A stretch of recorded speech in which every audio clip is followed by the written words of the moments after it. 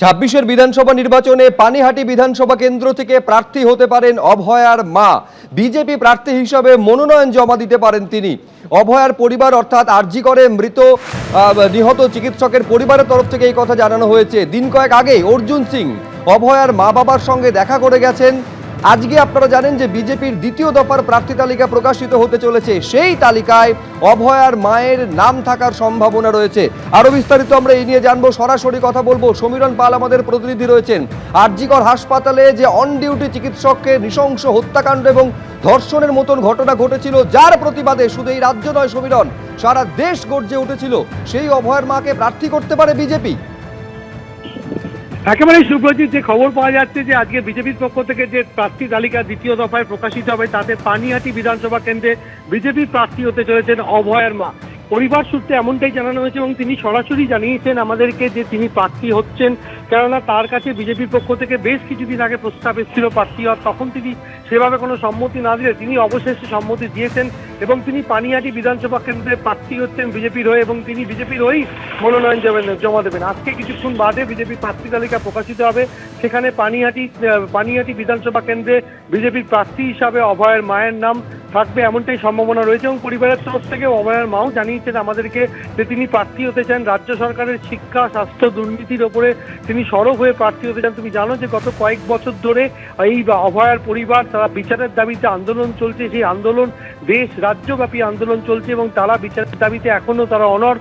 তারা বিভিন্ন আদালতে দ্বারস্থ হয়েছেন। তারা যে আদালতে যে রায় দেওয়া হয়েছিল যে একজনকে দোষী সাব্যস্ত করেছে, তার প্রতিবাদে তার বিরুদ্ধে তারা হাইকোর্ট, সুপ্রিম কোর্টে পর্যন্ত মামলা করেছেন এবং সেই বিচারের জন্য তাদের যে আন্দোলন। এবং তার পাশাপাশি অভয়ের মা তিনি স্পষ্টভাবে জানিয়েছেন যে রাজ্যের বেহাল স্বাস্থ্য ব্যবস্থা, শিক্ষা ব্যবস্থা, স্বাস্থ্য দুর্নীতির প্রতিবাদ করতে গিয়ে তার মেয়ের মৃত্যু হয়েছে। সেই সন্তানহারা মা তাই বিচার চাইতে এবার নির্বাচনের ময়দানে নামছেন। মানুষকে বলবেন যে মানুষের কাছে ভোট চাইবেন, কেননা তিনি পানিহাটি বিধানসভা কেন্দ্রের প্রার্থী হতে চলেছেন। তুমি জানো যে পানিহাটি বিধানসভা কেন্দ্রের যিনি বর্তমান বিধায়ক রয়েছেন এবং বর্তমান পুরপ্রধান রয়েছেন, তাদের বিরুদ্ধেও তারা এই পরিবার দফায় দফায় সরব হয়েছেন যে তাদের মেয়ের সৎকারের সময় তারা তাড়াহুড়ো করেছিলেন, তড়িঘড়ি তার দেহ সৎকার করিয়ে দেওয়ার অভিযোগ তুলেছিলেন। এবারে অভয়ের মা তিনি নিজেই নির্বাচনের মঞ্চে নামছেন এবং তিনি কিছুদিনের মধ্যেই প্রচারে নামবেন। তোমাকে বলি যে পানিহাটি বিধানসভা কেন্দ্রে ইতিমধ্যেই তৃণমূলের পক্ষ থেকে দীর্ঘদিনের বিধায়ক নির্মল ঘোষের পরিবর্তে তার পুত্র তীর্থঙ্কর ঘোষকে প্রার্থী করা হয়েছে। তিনি পুরোদমে প্রচারে নেমে পড়েছেন। তার পাশাপাশি সিপিএম এর পক্ষ থেকেও কলতান দাশগুপ্ত তিনি প্রার্থী হয়েছেন আরজিকর আন্দোলনের অন্য। একেবারে তুমি আমাদের সঙ্গে থাকো। সন্দেহে পানিহাটিতে প্রার্থী হতে পারেন অভয়ার মা, এই সম্ভাবনার কথা তিনি নিজেই বলছেন। আপনারা জানেন যে 144টি আসনে ইতিমধ্যে প্রার্থী ঘোষণা করেছে বিজেপি এবং বাকি 150টি আসনে আজই প্রার্থী তালিকা ঘোষণা হতে পারে। সেখানে পানিহাটি বিধানসভা কেন্দ্রে বিজেপি প্রার্থী হিসেবে অভয়ার মায়ের নাম থাকার সম্ভাবনা, তিনি নিজেই এই কথা জানাচ্ছেন। কি বলছেন দেখবো একবার। এটা আমি কালকে ডিসাইড করেছি যে বিজেপির প্রার্থী হয়ে আমি দাঁড়াতে চাই। শেষ মুহূর্তে নয়, প্রথম থেকেই আমাদের বলা হচ্ছিল, কিন্তু আমি রাজি ছিলাম না। কিন্তু আমি দেখলাম যে নারীদের নিরাপত্তা এবং নারী সুরক্ষা আর যে রন্ধে রন্ধে পশ্চিমবঙ্গের দুর্নীতি, কোনো মানুষই ভালো নেই। তাই আমি এই তৃণমূলের পুরো মূলটাকেই উপড়ে ফেলার জন্য আমি বিজেপিতে যোগ দিয়েছি। প্রস্তাব আমিই দিয়েছি, আমিই ফোন করে বলেছি কালকে আমি প্রার্থী হতে চাই। আমাদের মনে হয়েছে এখন বিরোধী পক্ষ হিসাবে বিজেপি ক্ষমতায় আসতে পারে, তাই আমরা বিজেপিতে যোগ দিই। এটা আমার মনে হয়েছে বিচার পাওয়ার জন্য, আমার মেয়ের যে ন্যায় বিচার সেটা পাওয়ার জন্য ওনাদের সাথেই থাকা দরকার।